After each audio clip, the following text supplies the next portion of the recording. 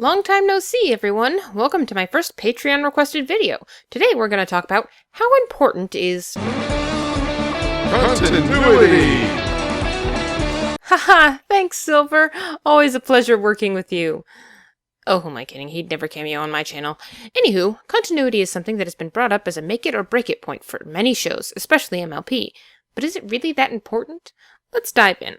There are many shows where continuity is a strong driving force in the quality of the show. Let's take, for example, Gravity Falls. Similar to MLP, excepting certain episodes, the show is a bit of a slice-of-life show, but it never forgets episodes it's had and makes many minor and important callbacks to these episodes. You could watch the show a little out of order, but it's not going to completely make sense until you see all the episodes and put them in order. So I'd say Gravity Falls is a good example of continuity done right. Now, can a lack of continuity hurt a franchise? Absolutely. Now for my example for this, I'm going to step on a couple of toes and keep in mind this is my own humble opinion, but when I think of a franchise whose name has been tainted by the disregard for continuity and the creator's constant retconning of his own creation, I can't help but think of Star Wars. Now don't get me wrong, I'm a huge Star Wars geek, and yes, I am excited for the new movie, but I can't deny that Star Wars has had a few stumbles, and to me, one of the greatest sins in my eyes has always been the disregard for the continuity from the original theatrical release of the trilogy. We could talk about death of the author until the cows come home. So, by these examples, is the presence of continuity always good and an absence of continuity always bad?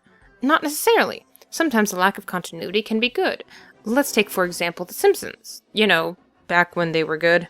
The Simpsons in its early run had very little regard for continuity. It really didn't matter what episode you watched, you could jump in at any time, and you'd still be on the same information as if you jumped in earlier or later.